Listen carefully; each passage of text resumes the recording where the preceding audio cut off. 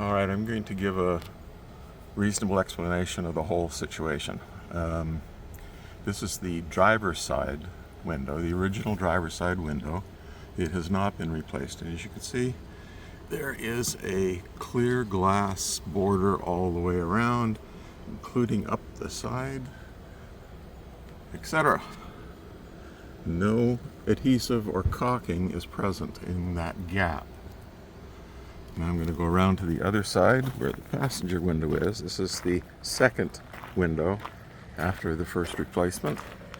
And you can see, of course, it has the same clear gap all the way around, but not on this edge, the edge that failed. It had already been sealed with some black goo, and it was such a crude job that it was pretty obvious that it was done by someone's finger, not by a machine, which I suspect the other adhesive is laid down by.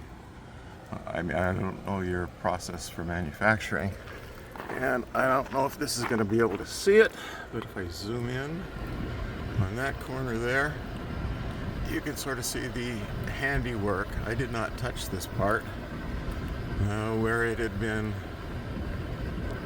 retroactively sealed. Zoom in. There we go. Retroactively patched. That leads me to believe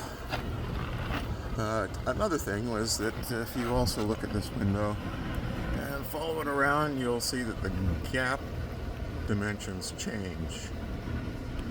It isn't square in the window.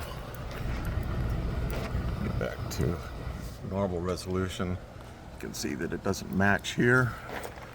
And also, its reflections make it very difficult to see this. But that's wedged out for some reason and peeling off that corner up there. In fact, if you look in the reflection in the window on the right side, you will see the gap. You can see light through the gap that it's presenting. And the seam along here, focus again, please. It wants to focus on the reflections, unfortunately.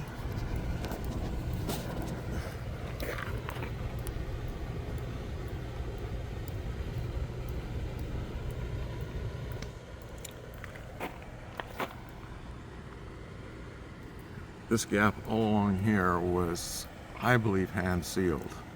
I can't say for sure, but my guess is that this window was a replacement, was a window taken out of a vehicle that had to be repaired for probably the same reason mine was, and was factory repaired by someone by hand and then reinstalled in my window. And I don't believe this was an original factory production line product.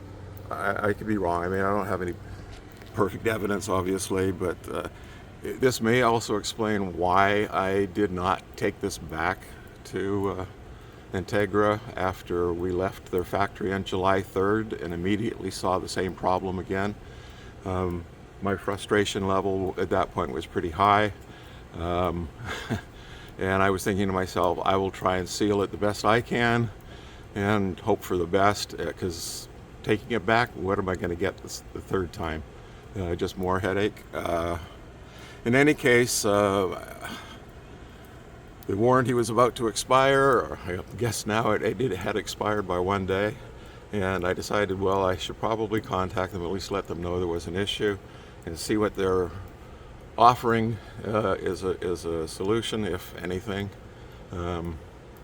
At this point, I honestly don't know what you will or won't do. I don't think this should have happened.